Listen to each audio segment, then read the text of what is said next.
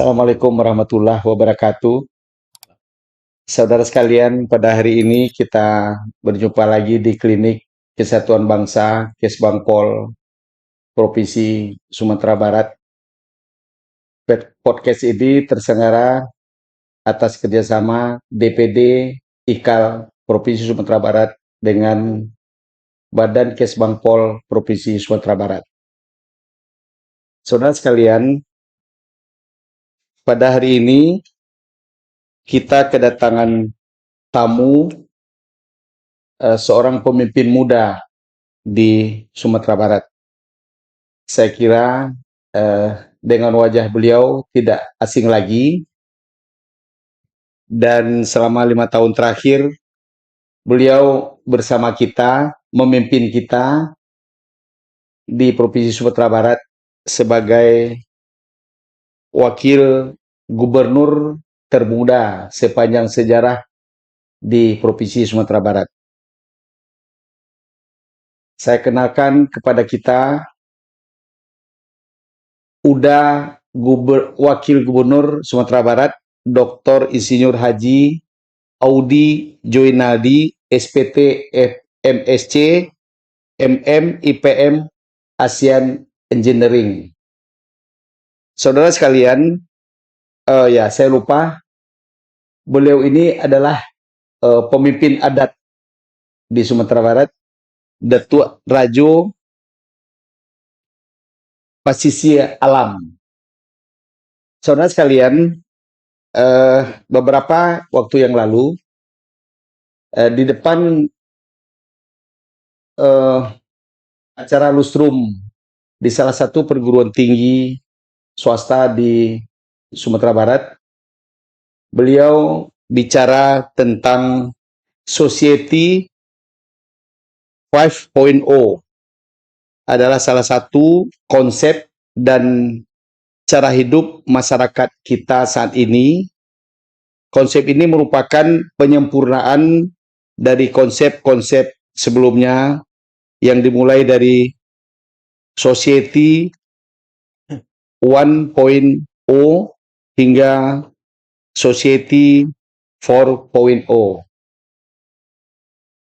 Kita akan berbincang dengan Uda Wagub ini selama lebih kurang setengah jam ke depan. Selamat datang di podcast Klinik Kesatuan Bangsa, Uda Wagub. Makasih, Pak. Saya memanggil Uda Wagub karena memang populernya Uda Wagub. Seperti yang saya sampaikan tadi, mungkin Uda Wagub dapat menjelaskan apa itu yang dimaksud dengan Society 5.0. Oke. Dan bagaimana kaitannya dengan kondisi Sumatera Barat pada saat ini. Silakan. Jadi, waktu itu Pak Man mungkin pernah melihat saya memberikan sambutan ya atau Sambutan ya. di lustrum salah satu universitas swasta di Kota Padang. Ya. Waktu itu saya menyinggung tentang industri 4.0, terus menyinggung juga apa yang terjadi saat ini di dunia, di Indonesia dan juga di Sumatera Barat. Terus saya juga mungkin sedikit menyinggung Society 5.0. Jadi Society 1.0 tuh zaman dulu waktu manusia masih berburu, kan masih berburu. Nah sekarang 5.0, dibilang Society 5.0. Ini orang Jepang pertama yang memperkenalkan Society 5.0. Nah Society 5.0 ini lahir dari rentetan industri tadi. 1.0 itu terjadi revolusi industri dan Inggris, 2.0 ketika mass production mulai terjadi, pabrikasi, 3.0 ketika komputasi, manusia udah pakai komputer. Dulu kita pakai DOS, ya kan, disketnya masih tipis dimasukin. Nah, gitu. Komputasi terjadi, 4.0 yang kita kenal revolusi 4.0 itu yang terkait dengan Internet of Things, ya kan. Semua hal terkoneksi dengan internet. Nah, karena 4.0 itulah lahir yang kita sebut Society 5.0. Ini kan lebih kurang lahir setelah kejadian COVID. Jepang pernah mengenalkan. Jadi we are living now in 5.0 society atau komunitas atau masyarakat. Nah, 5.0 ini adalah masyarakat yang hidup bergantungan dengan teknologi yang ada sekarang, selalu mengikuti perkembangan teknologi, beradaptasi dengan teknologi. Semuanya dilakukan oleh teknologi. membeli barang, mendaftar ke sekolah, ya kan, meminta dijemput, ya kan, terus membeli makanan, semua tergantung sama teknologi tanpa disadari. Jadi terjadi perubahan pola hidup masyarakat. Nah, itu yang dibilang 5.0. Jadi society 5.0 adalah masyarakat yang hidup di era 4.0 ini. Iya. Ya, semuanya terkoneksi dengan yang kita sebut internet. Teknologi ya. Teknologi ya, Internet of Things, ya kan. Waktu itu saya sempat bilang things pakai S, jadi mengkoneksikan banyak hal Iya. dengan internet. Nah, itu yang terjadi saat ini.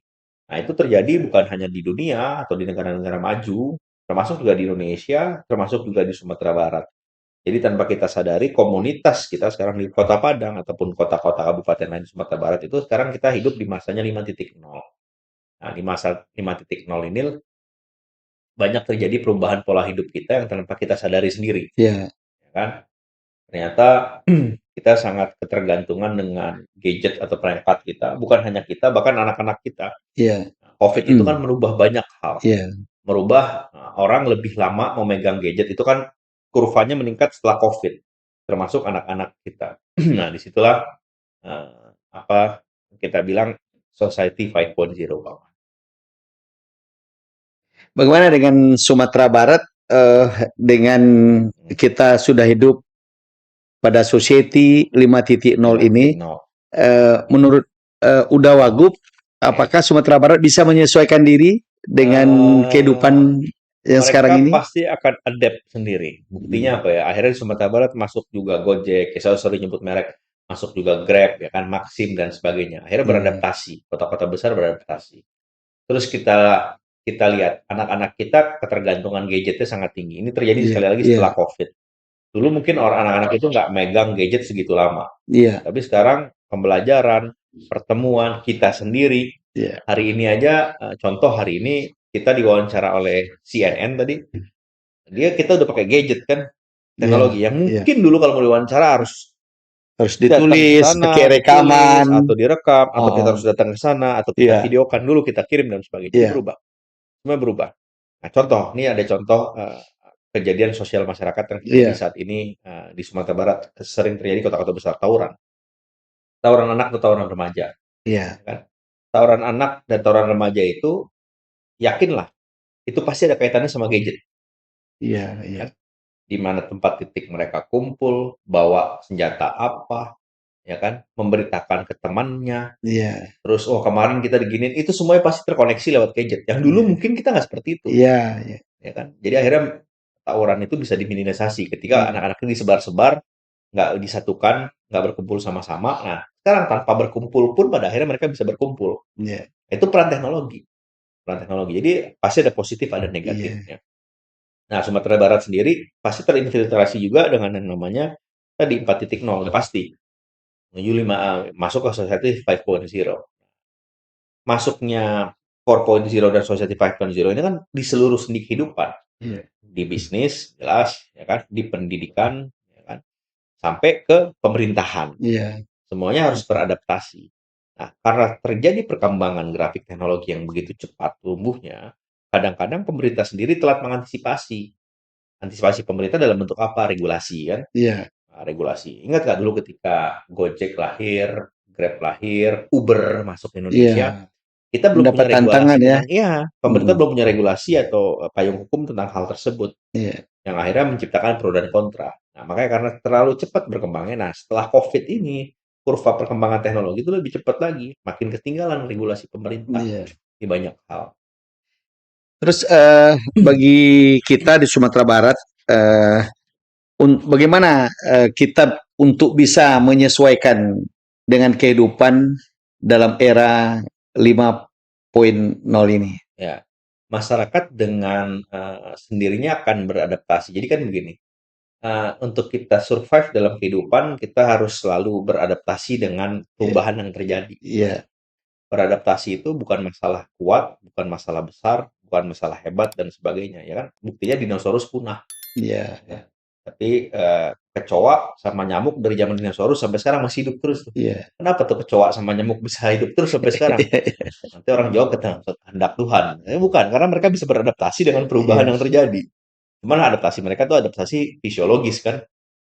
Kecoa bisa beradaptasi dari zaman dulu sampai sekarang ada yang namanya kecoa, nyamuk pun ada gitu. Dari zaman dinosaurus, tapi dinosaurus punah.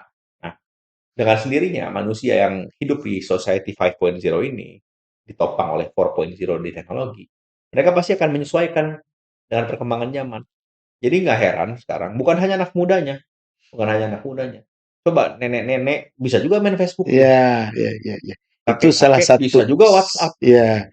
Ini lah udah menjadi sebuah kenyataan gitu ya. Jadi akhirnya dia beradaptasi. Kalau dia nggak beradaptasi, dia akan ya tergerus oleh perubahan zaman tadi, kena disruption istilahnya. Iya, Tergerus oleh perubahan zaman. Nah, kita lihat apa buktinya masyarakat Sumatera Barat beradaptasi, banyak timbul industri-industri kreatif di Sumatera Barat yang iya, dimotori oleh anak muda. iya, iya, Nah, dalam bentuk UMKM ya. Jadi iya, produknya macam-macam, ada produk pangan maupun produk non pangan. iya, Itu artinya kan ada bukti adaptasi yang bagus terhadap perkembangan zaman dan teknologi di kalangan anak muda. iya. Menyikapi society 5.0 ini, udah Wagub, eh, dikaitkan dengan makna eh, peringatan kemerdekaan RI sekarang ini, apa sebetulnya yang harus dilakukan oleh anak-anak muda kita gitu. Hmm. Kan kalau saya bilang mengisi kemerdekaan dengan hal-hal positif itu pasti klise kan ya. Iya, Cuman karena momen ini momen kemerdekaan RI.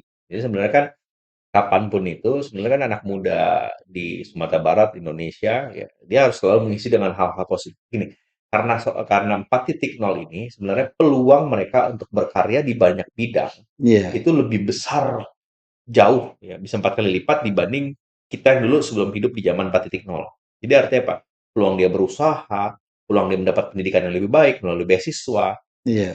peluang dia mendapat pekerjaan lebih baik di masa sekarang ini jauh lebih besar Dia peluang-peluangnya dibanding ya, dulu.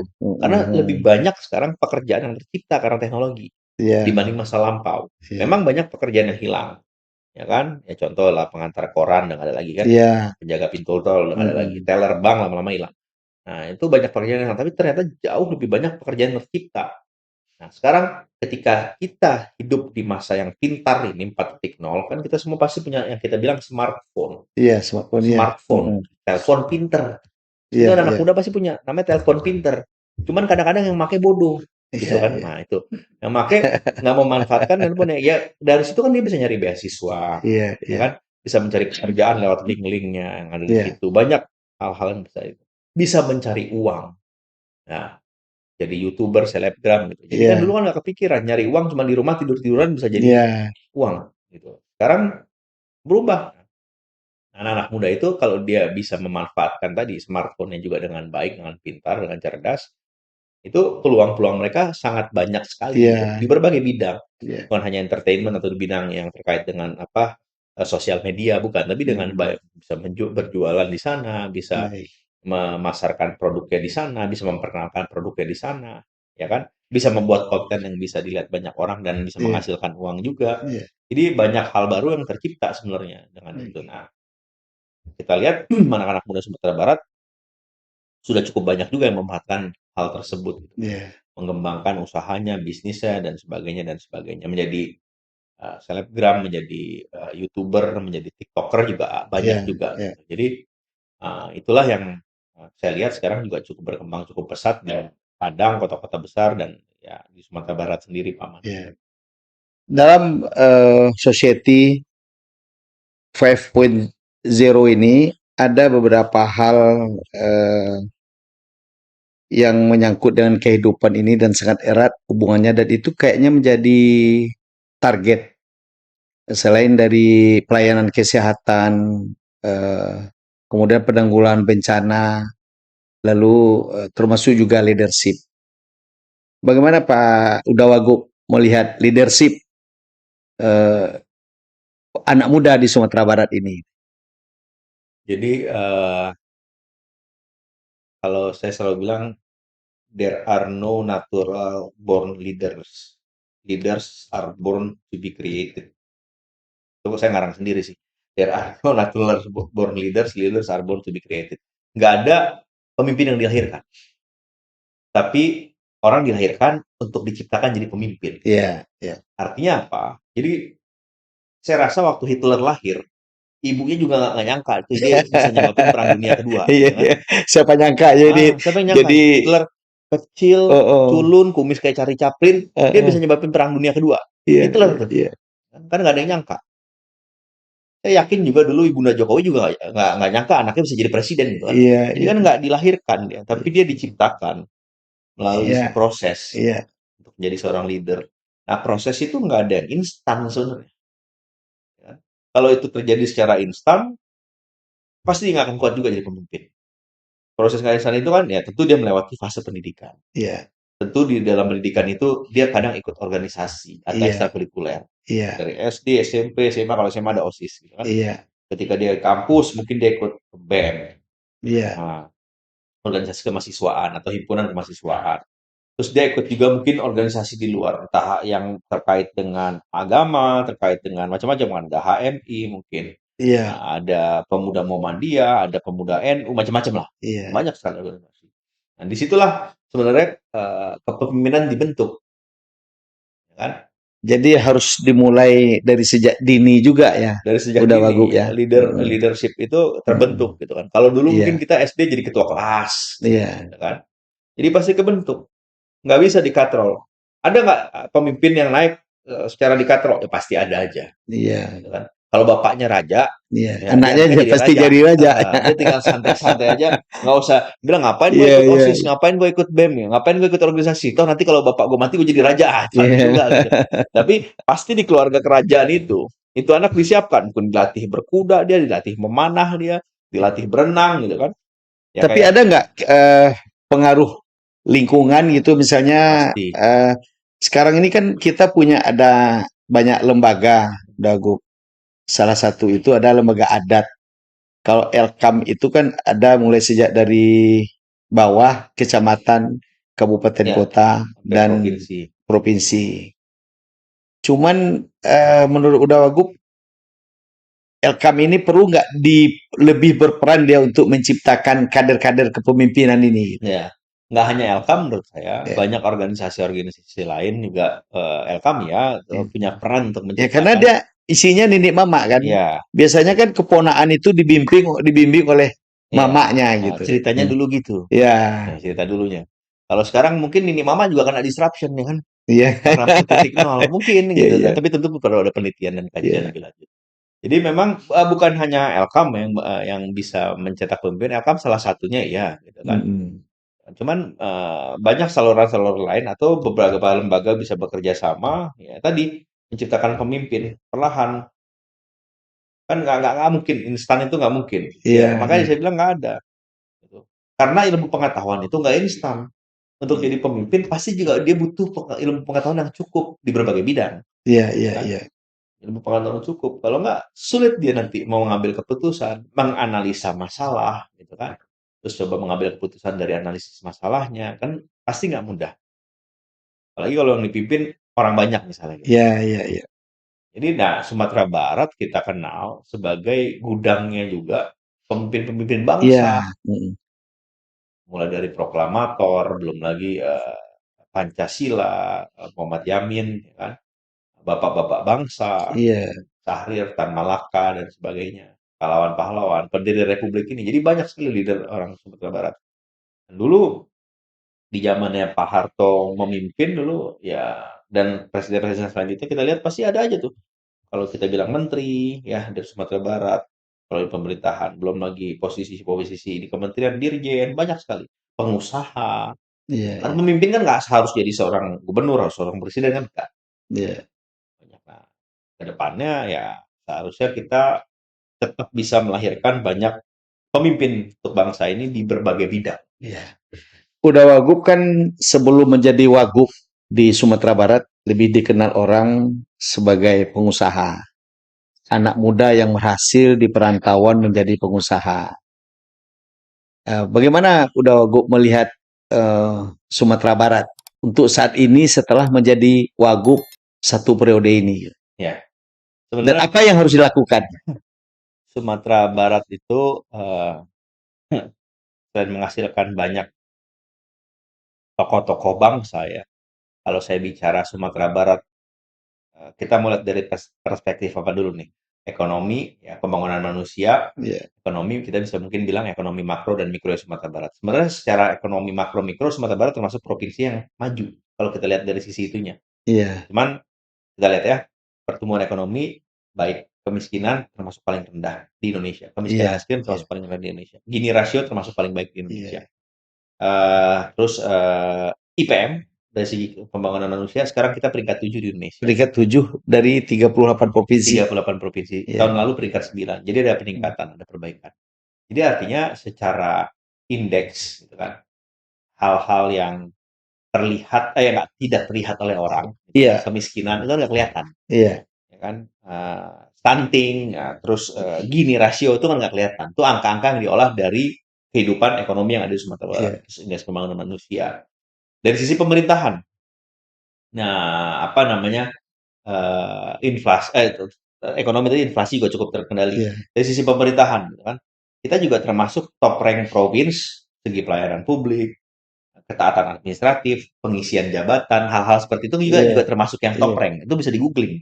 Bukan saya, wah itu ngomongnya enggak apa-apa di-googling bisa. Nah, gitu. Cuman orang ini kadang-kadang menilai pembangunan itu fisik. Karena fisik kelihatan. Kalau pembangunan yang bersifat sumber daya manusia sama sekali nggak kelihatan. Padahal IPM kita nomor 7 di Indonesia. Not bad. Kita kan bersaingnya sama Banten, DKI, Jawa Barat, Jawa Tengah, Jawa Timur, Jogja itu udah 6 tuh. Belum Sumatera Utara, provinsi besar lain, Sulawesi Selatan. Kan kita bersaing dengan mereka. Jadi kalau dari segi yang nggak terlihat tadi sebenarnya bagus gitu. Arti kita punya resources yang bagus. Cuman orang kadang-kadang pasti menilainya dari segi pembangunan fisik. Fisik itu mungkin jalan, jembatan, gedung, perkantoran, dan sebagainya. Kalau kita lihat memang posisi Sumatera Barat ini kan terletak di pantai barat Sumatera. Terus satu lagi daerah kita nih alhamdulillah diberkahi Allah dengan berbagai macam bencana. Daerah kita sangat subur tapi Allah ngasih juga berbagai macam bencana. Etalase bencana Indonesia. Gempa bumi ada, potensi tsunami, longsor, galaudo, dan tahun ini udah kita ngeliat banyak. Gitu. Itu juga menjadi salah satu faktor X dalam pembangunan infrastruktur di Sumatera Barat. Dan jadi faktor X dalam menarik investasi juga di Sumatera Barat. Jadi kadang orang berpikir ketika akan invest, waduh bahaya nih. Nanti ada gempa, ada apa. Belum lagi berita-berita megatrust ya kan. Tinggal nunggu waktu gitu, 8,9. Nah, itu di daerah kita betul itu. Jadi itu kadang-kadang membuat orang khawatir. Nah, itulah yang kadang-kadang kita nggak ngeliat pembangunan fisik yang monumental sebenarnya. Pertama pasti orang berpikir, wah bahaya, resiko high risk, red zone. High risk. Terus secara ini kan udah given kan by God dari Tuhan. Kita terletak di pantai barat Pulau Sumatera. Jadi secara logistik kita akan lebih mahal kalau kita mau bawa barang ke Cina atau kemana gitu. Pasti lebih mudah dari sisi timur, Belawan, Dumai, atau Jakarta. Nah, itu hal-hal yang memang udah ada di kita given tadi, ya kan? Nah, kita tinggal sekarang gimana kita memanfaatkan resources kita yang ada untuk mempertahankan hal-hal tadi yang udah positif di ekonomi pembangunan manusia dan terus memperbaiki infrastruktur yang bisa, terutama fasilitas untuk umum, jalan. Jalan kan ya ada jalan provinsi, ada jalan kabupaten kota, ada jalan nasional. Nah, itu terus kita usahakan untuk peningkatan dari jalan-jalan tersebut. Kan kemarin banyak yang viral. Tahun ini kita alhamdulillah cukup banyak dapat ya untuk jalan-jalan provinsi yang kemarin sempat viral juga. Nah, itu udah mulai diaspal yang di daerah Tanah Datar, ke Agam, ya ke 50 Kota Payakumbuh udah mulai diaspal. Nah, itu kan yang orang masyarakat juga harapkan. Gitu. Jadi tetap pembangunan infrastruktur tetap ada gitu kan, terutama untuk fasilitas-fasilitas umum kayak jalanan dan sebagainya. Cuman kalau kita misalnya, wah kapan ya Sumatera Barat punya gedung 30 lantai, saya rasa sulit. Karena tadi ada faktor X yang membuat orang, bangun gedung sini paling nggak 12 lantai aja, faktor gempa dan sebagainya. Itu kan udah dari Tuhan. Nah tapi tetaplah pembangunan tetap. Udah Wagub kan sejak dari kecil merantau nih.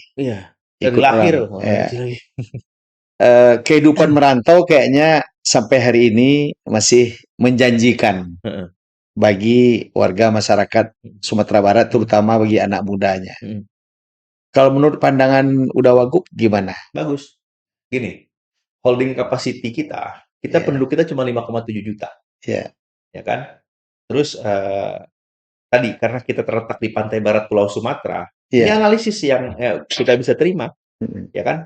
Cost of logistik mahal. Dia harus muter nih kalau mau ke Singapura atau Malaysia. Karena kalau dari Medan, set, tinggal nyebrang. Dari Batam, set, tinggal nyebrang. Artinya apa? Ya kan? Industri akan sulit bertumbuh di sini. Industri itu bertumbuh, faktornya sumber daya manusia yang melimpah untuk padat karya. Ya, dan industri Indonesia masih padat karya, belum full teknologi. Silakan minum. Makasih, Pak Man. Terus logistik wise, cost-nya juga mumpuni. Jadi dari sini sulit untuk industri bertumbuh Sumatera Barat.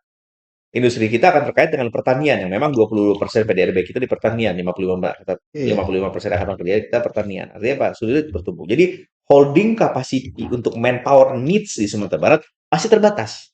Sedangkan Sumatera Barat punya IPM nomor 7 di Indonesia. Artinya apa?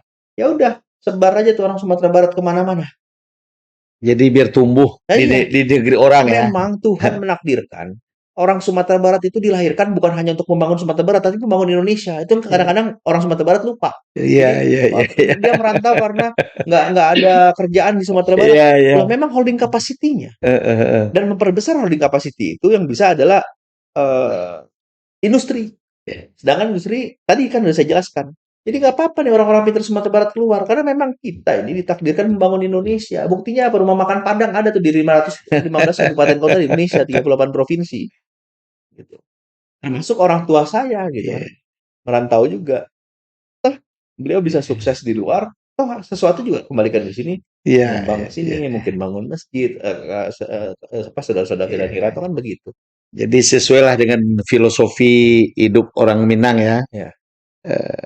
Karatau madang di hulu, babuah babungo balun. Merantau bujang dahulu, di kampung baguno balun. Nah. Dia udah wagub karena sudah diperlukan di kampung, ya pulang kampung lah kira gitu ya. Nanti kalau nggak diperluin lagi, ya saya balik lagi. Gitu kan. Udah wagub, mungkin belum pernah mendengar juga ya. Sewaktu zaman Pak Azwar Anas jadi gubernur Sumatera Barat, beliau itu selalu memotivasi anak-anak muda untuk merantau. Karena katanya lahan di kampung ini terlalu kecil untuk diperebutkan. Sawahnya sedikit, lalu lebih banyak gunung-gunung, kemudian arah ke pantainya itu laut yang paling luas gitu. Nggak bisa diapa-apain gitu. Lalu kata Pak Azwar waktu itu, yang lebih cocok untuk Sumatera Barat ini ekspor otak gitu. Jadi setuju Pak udah wagub ya. Nah, tadi kan secara nggak langsung saya membenarkan pernyataan Pak Azwar Anas. Bahwa saya bangsa Minang ini dilahirkan bukan hanya untuk membangun Sumbar, tapi membangun Indonesia. Dan itu kan udah dibuktikan dari zaman Bung Hatta. Selalu ada pemimpin tumbuh ya, kan? Di rantau. Karena ada orang Minang itulah lahir Republik Indonesia. Salah satunya ya. Lahir Republik Indonesia. Jadi memang dari dulu orang Minang dilahirkan untuk jadi untuk membangun republik ini gitu. Bukan hanya membangun Sumatera Barat. Jadi betul Pak Azwar Anas itu almarhum yang bilang ya merantau aja ya nggak apa-apa. Jadi artinya dapat kita simpulkan bahwa kita yang hidup di Minang di Sumatera Barat ini tidak ketinggalan dengan kehidupan yang disebut dengan Society 5.0 itu ya. Artinya kita sudah bisa hidup di situ menyesuaikan gitu ya. Sumatera Barat orang. Mungkin yang perlu pandangan dari Uda Wagub tentang pembangunan pendidikan di Provinsi Sumatera Barat. Bagaimana pendapat? Pendidikan ini kan luas nih Pak Man. Kan ada pendidikan sekarang bahkan ada PAUD PAUD ya. PAUD sampai mulai dari PAUD. PAUD sampai dengan ke universitas ya kan. Kalau saya ngomong di universitas saya. Kalau di universitas kan kalau untuk Pulau Sumatera saya pikir universitas yang ada di Sumatera Barat terutama di Kota Padang dan sekitarnya mungkin masih yang terbaik lah di Pulau Sumatera termasuk yang terbaik. Termasuk yang cukup berprestasi dan sebagainya. Dan juga banyak juga menciptakan orang-orang hebat Sumatera Barat. Mungkin dari dua yang paling besar kita sebut tadi UNAN dan UNP gitu. Itu masih top of the level lah di Pulau Sumatera. Nah, dari rangkaian pendidikan PAUD tadi sampai universitas, IPM kita bisa peringkat 7 di Indonesia. Kan? Padahal universitas-universitas terbaik, sekolah-sekolah terbaik di Indonesia ada di Pulau Jawa. Iya, iya. UI, IPB, UGM, Unpad, sampai ke Jawa sana, Unair, Unibrau, dan sebagainya. Iya. Ya kan? Artinya apa? Artinya dengan adanya sarana fasilitas pendidikan yang ada di Sumatera Barat saat ini udah cukup mumpuni. Tentu nggak berpuas diri, ya Iya, kan? iya. Terus meningkatkan kualitas dari setiap tingkat pendidikan yang ada di Sumatera Barat ini. Dan kalau di level universitas, kita kan lihat juga universitas-universitas utama Sumatera Barat ini mereka terus berbenah. Dan, Iya. dan bahkan yang swasta-swasta pun juga termasuk, saya rasa termasuk yang baik juga di Pulau Iya, Sumatera. iya. Berbenah, melakukan inovasi dan sebagainya. Jadi ke depan saya tetap optimis bahwasanya kalau dari Sumatera Barat sendiri banyak melahirkan orang-orang hebat dengan pendidikan yang ada di Sumatera Barat Iya, sendiri. iya. Dan jangan lupa, banyak juga orang kita ngekspor orang luar. Iya, Kuliah di Bogor, kuliah di Jogja, kuliah di Bandung, kuliah di iya, Jakarta, kuliah di Depok, kuliah di Surabaya, kan banyak. iya. Bahkan di luar negeri. Bahkan di luar negeri. Iya, Nah, yang diekspor itu termasuk anak-anak paling pintar ya Sumatera Barat, ya pasti. iya, betul. Dia bisa tembus ke UGM, IPB, UI, dan sebagainya, udah Mm. pasti. Ya kan? Sebagian besar dari mereka akan berkarya di luar. Iya, Tapi dia datang dari Padang atau dari kota-kota lain. Sebagian kecilnya akan kembali. iya, Ya udah, sebagian besar ini kan dia masih pulang kampung ya ke sini. iya, iya, iya. Dia kan pas dia Jogja dia nggak buat tuh kampung Padang, Iya, nggak ada. Kampung Minang nggak ada. Di seluruh Indonesia ini nggak ada kampung Minang, kampung Padang, kampung nggak ada. Kampung Madura, kampung Jawa, kampung Cina, kampung ada Peling, ya. kampung Bugis, kampung Cina ada. Iya, iya. Kampung Jawa ada, kampung Padang nggak ada. Jadi kemanapun mereka, kampungnya tetap Sumatera Barat. Makanya Sumatera Barat termasuk keuangannya close loop. Close loop itu Iya, lebih banyak uang masuk dibanding uang keluar.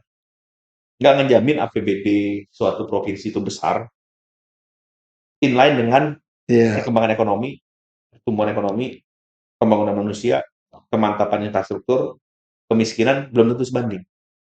Contoh, Provinsi Kalimantan banyak APBD jauh iya, lebih besar iya, daripada kita, iya. tapi kemiskinan mereka lebih tinggi dibanding Iya, kita. betul. Kemantapan jalan mereka di bawah kita. Mm. Tumbuhan ekonominya nggak sebagus atau nggak sebaik kita juga. Makro maupun Iya. mikronya. Gitu, Pak Man. Bicara soal kekayaan alam, kayaknya belum seluruh kekayaan alam kita tergarap dengan baik. Kita masih ada tambang, lalu laut kita masih belum tereksploitasi seluruhnya. Kalau menurut Uda Wagub, apa yang harus dibuat oleh tentunya program pemerintah daerah Sumatera Barat itu seperti apa? Orang yang sadar Hmm. Sumatera Barat ini kaya dari awal adalah orang Belanda. Itulah kenapa tahun 1890-an kita udah punya jalur kereta di Pulau Sumatera. Iya, Dan mungkin di Pulau Sumatera kita adalah jalur kereta yang paling lengkap, paling panjang. iya. Dan itu ada sebelum tahun 1900. Sebelum tahun 1900. Masih di zaman Belanda Nah, ya. kalau sekarang penduduk kita cuma 5,7 juta, Iya, 2024 ini cuma 5,7 juta. Artinya sebelum tahun 1900 berapa penduduk kita? iya, iya, iya. Nggak nyampe sejuta saya rasa. Atau nggak nyampe 500 ribu saya rasa. Iya, iya, Itu lebih kurang kan artinya 124 tahun yang lalu. iya. Masih banyak utangnya. Masih banyak hutangnya. Tapi kok Belanda berani bangun jalur kereta segitu masif Iya, dari Sumatera iya, Barat? Artinya apa? Artinya memang ada barang-barang berharga yang diangkut dari Sumatera Barat untuk dibawa keluar. Artinya iya, apa? iya. Kita punya kekayaan alam yang cukup luar biasa. Ya, emas, biji besi kalau dari pertambangan, batu bara, ya.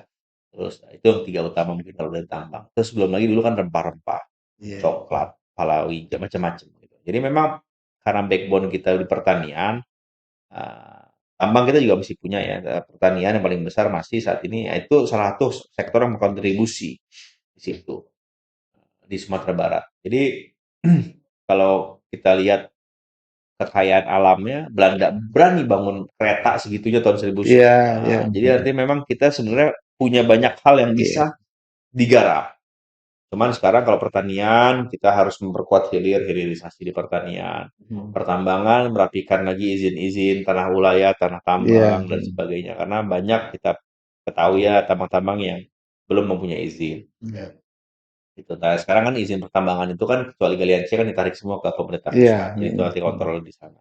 Jadi tidak tergarap sepenuhnya ya. Masih banyak Mm-mm. peluang-peluang yang terkait Mm-mm. dengan kekayaan alam. Itu belum lagi kekayaan alam kita yang kita bisa manfaatkan untuk dunia pariwisata. Iya, Itu tentu pasti panjang lagi pembahasannya. Tapi kita lihat Sumatera Barat ini adalah memang provinsi yang ya diberikan oleh Allah sebenarnya banyak hal positif. Nah, tinggal iya, gimana kita anak-anak mudanya juga bisa berkontribusi baik untuk Sumatera Barat, ya, mengembangkan Sumatera Barat di berbagai bidang pariwisata, bisnis, perekonomian, UMKM, Iya. macam. Dan saya lihat sudah mulai banyak anak-anak muda Sumatera Barat yang berkecimpung di berbagai bidang, termasuk pertanian. Jadi banyak juga petani-petani milenial atau petani muda. Baik, saudara sekalian, tidak terasa kita sudah bincang dengan Uda Wagub ini hampir 30 menit dan beliau ini sudah banyak sekali acara yang akan diikuti walaupun sudah malam ya, Uda Wagub ya. Ada satu lagi. Sudah pada menunggu kehadiran beliau. Namun kita sebelum menutup pertemuan kita pada hari ini, kita harapkan Uda Wagub menyampaikan closing statement-nya, harapannya untuk anak-anak muda Sumatera Barat terutama yang pada saat ini kita sedang akan memperingati Dirgahayu 17 Agustus, peringatan Hari Kemerdekaan. Kita minta closingnya apa yang harus dilakukan oleh anak muda Sumatera Barat dalam kehidupan society 5.0 ini. Ya, anak-anak muda Sumatera Barat tadi kita udah banyak berbicara. Sebenarnya kesempatan kawan-kawan, adik-adik, sahabat-sahabat ini banyak sekali di masa 4.0 dan Society 5.0 untuk berbagai hal tadi kita udah bicarakan ya. Pendidikan, ya, bisnis dan sebagainya. Banyak sekali. Tinggal gimana kita sebagai anak muda bisa memanfaatkan peluang-peluang yang datang berkali-kali di hidup kita itu untuk sesuatu yang pas atau sesuatu yang baik atau sesuatu yang bermanfaat bagi kita semua. Jadi jangan berpangku diri, beradaptasilah dengan keadaan. Teruslah berjuang karena pasti suatu saat Allah akan mengabulkan segala perjuangan dan doa-doa kita. Dan selalu berpikir positif bahwasanya kita bisa memberikan kontribusi sedikit banyak apapun itu kepada bangsa kita, negara kita, kota kita, provinsi kita. Mungkin itu Paman. Baik, Terima kasih sudah diundang. terima kasih Uda Wagub. Terima kasih atas kehadirannya di Klinik Kesatuan Bangsa, Badan Kesatuan Bangsa Provinsi Sumatera Barat. Saya Saharman Zanhar. Jika ada hal yang tidak berkenan, mohon maaf. Billahi taufik wal hidayah. Assalamualaikum warahmatullahi wabarakatuh. Terima kasih. Terima kasih Paman.